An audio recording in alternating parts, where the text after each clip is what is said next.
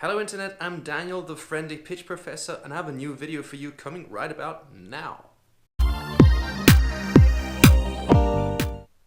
So on today's menu, I'd like to talk about... I'll just cut it straight to the chase. I think fail culture is utter bullshit. Yes, you heard me right. I'll tell you why. Now, it's not as much as what it stands for, but rather the term. Now, we as founders and we as people from our startup culture, we know exactly what fail culture means and what it doesn't mean. We know it means going flat out, giving a maximum. If you fall flat on your face, well, okay, get up and continue. That's okay. That's what we like. But, and that's what we also try and inspire people to do. But now, let me just take a seat because I just want to get now it's nice and down and comfy. Okay, now I've taken a seat and that's a lot better and I can kind of focus my thoughts a lot more, although I love standing, but that's a different topic. What I mean is, we know what we mean, but very often we've started to reach people and communities now that don't know exactly what we mean. And that's why I don't like this term. Now we have to understand communication is not about what you say, but communication is about what you understand. And I've noticed that very often this whole fail culture thing is misunderstood.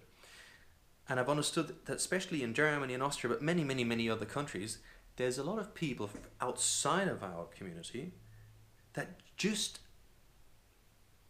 not want to support this whole fail culture thing just because of the term.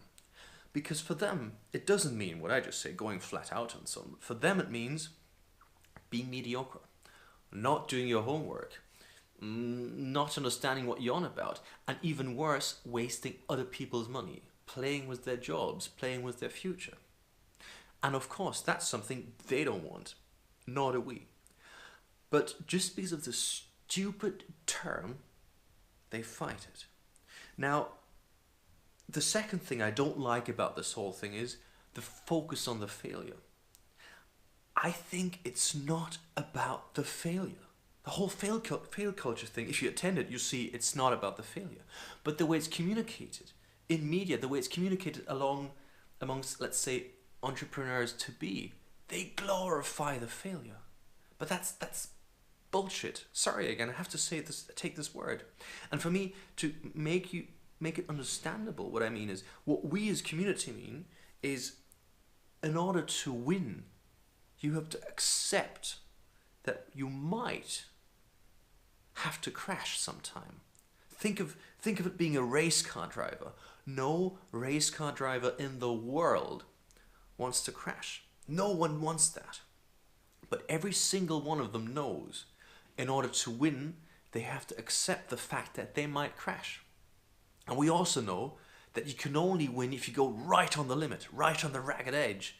So you have to risk crashing. But everyone is going to tell you, and that's the same thing I see also as an entrepreneur, the best thing would be to win without crashing, or to win without failing. So two things come to my mind. Number one is, sometimes you hear like Silicon Valley glorified talk, to be a true entrepreneur you have to have crashed at least 3 times. And I heard that a couple times. I also heard it in person, and I was like, well, whatever. But then somewhere I saw some young kids, not young, but like 18, 19, 20, who all into this whole startup thing, and suddenly I heard them talk amongst each other. One said, you know what, I heard to be a real entrepreneur, you have to fail at least 2 or 3 times, so let's do that. And here comes, and this is why I don't like this term, this is why I don't like it. For people who don't spend enough time understanding our culture, this is a dangerous thing. Because again, think of the race driver analogy. Think of it, imagine there's a young race car driver who thinks, in order to be accepted, I have to crash intentionally. Now number one, that's stupid, but number two, that's the part where you really hurt yourself. That's what you want to avoid. Now, what's my solution to this? My solution is, it's not about the failure, but it's about getting up, continuing, having the guts to continue although you crashed, although you're bruised and your body aches and hurts. This is the thing. And for me, I think the right term would be a culture of perseverance. of not staying down on the ground, but getting up and continuing, although it's hard, although it sucks, although it hurts. If you're at your computer, and you are, I'd like you to Google something. I'd like you to Google a skier called Hermann Maier. If you're Austrian, yes, and you're older than, let's say, 25, you know who I mean. Now this guy is quite an interesting character. He was told that he wasn't good enough to become a professional skier. Well, that was okay, but what he did was he ignored it. So he became a bricklayer in order to earn the money he needed to train. And he trained and believed in himself.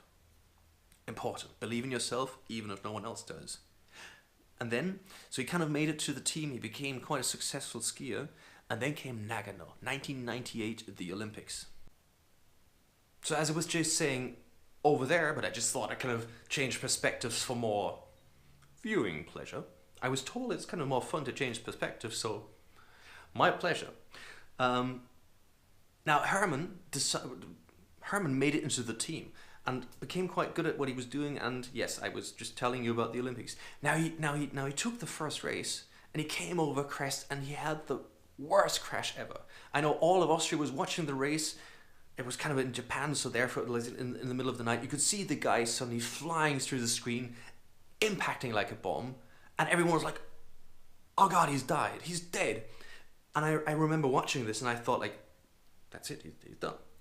And suddenly this nutcase, sorry Herman if you're watching, but this nutcase gets up, brushes himself off, smiles. And 3 days later, he starts again at the next race and he wins Olympic gold. Now for me, the feat in this, the special thing is not the crash. I could crash, you could crash. Probably not that massive, but if you put me in a cannon and shoot me through the room, yep, could do that as well. But I'd die. Probably so would you. Herman didn't, because he was well prepared, his body was prepared, he could take the impact, and probably that hurt a lot. And then he got up, and he smiled. I'd probably get up and I'd be shaking, but he smiled. And then he had the guts and the determination to race 3 days later. Now, every one of you who's ever fallen down somewhere on skiing, snowboarding, you name it, 3 days afterwards is the time when you're really bruised up, when everything hurts and you can hardly move. Now, imagine the determination, the willpower to get back on your skis and go right onto the limit, right on the ragged edge, and then win gold. That's what he did. Now, this is what fail culture, I don't like that term, this is what it's about. It's about going on the ragged edge in order to win, to accept the fact that you could crash, but you don't want to.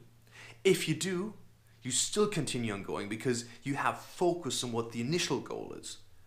And then, when it hurts, you really, really have what it takes to go above and beyond. Failing means, for me, the end of story. Done. End. Dusted. Falling down is not failure. Crashing is not failure. But it's just something kind of along the lines that makes it a little more difficult.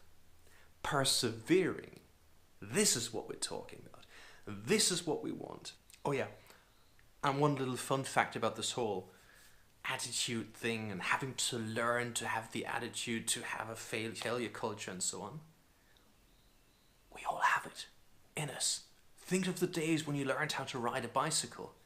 Did you like get on the bicycle for the first time, get on it, and just fall off and go like, okay, it didn't work? It's something we have in sports. It's something we like. Those are our heroes, the ones who have the hard way. But for some funny reason, in business, it's something we forget about. But how on earth should someone who starts a startup, which is, again, built on hypothesis, how should you get the first hit? How should you kind of manage to get a first time lucky? That's so unlikely, isn't it? So understand, it's not a mindset you have to learn. It's maybe more a mindset you have to re-establish. But also understand how important it is that whenever you go on these endeavors, you have to accept the fact that crashing is a very likely option. But then again, also understand that your surrounding has to, and this is where, if you're a business guy listening in, you have to leave your team the room for crashing. Imagine you're a team boss of, let's say, a Formula 1 team, and your driver's about to go out on a qualifying lap, and you tell them, look, I'd like you to get pole position, but whatever you do, don't scratch the car because it was really expensive. what's going to happen? Do you think the driver's going to go, okay, and go flat out and go 10/10? Nope.